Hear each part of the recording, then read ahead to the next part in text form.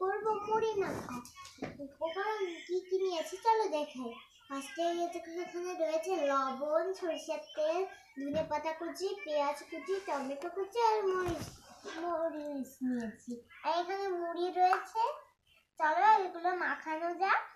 ফার্স্টে দিয়ে দিব লবণ। একটু লবণ ভালো করে মুড়ির সাথে মিশিয়ে নেব।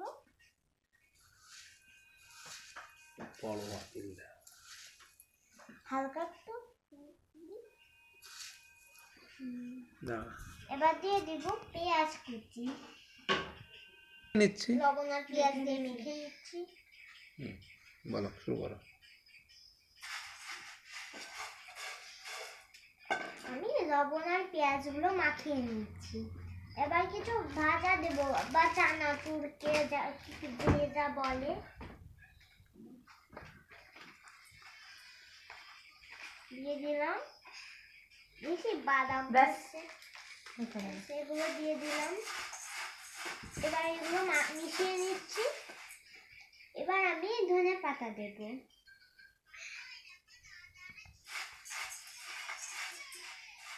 আমার ছোট বোন আছে, ওর জন্য কিছু আলাদা রেখে দেব।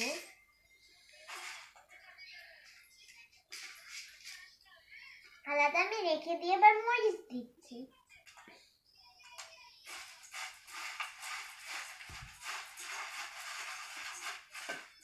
এবার টমেটো কুচি স্বাদ মতন দিয়ে দিচ্ছি।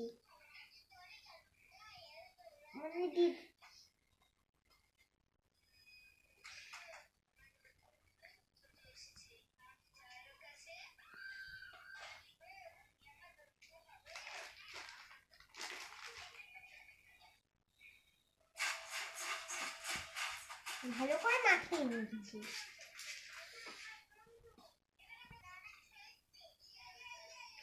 আমি এবার সরিষার তেল দিয়ে দিচ্ছি।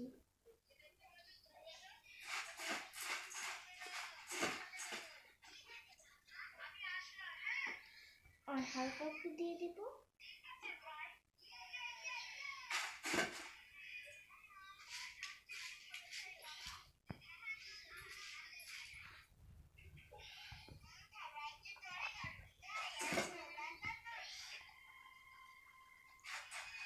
এবার একটু চেখে দেখবো।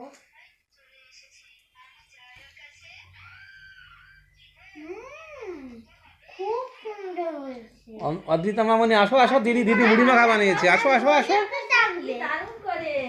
আসো, দিদি মুড়ি মা আসবি। তুমি ফোনটা নিয়ে চলে আসো, ফোনটা নিয়ে চলে আসো।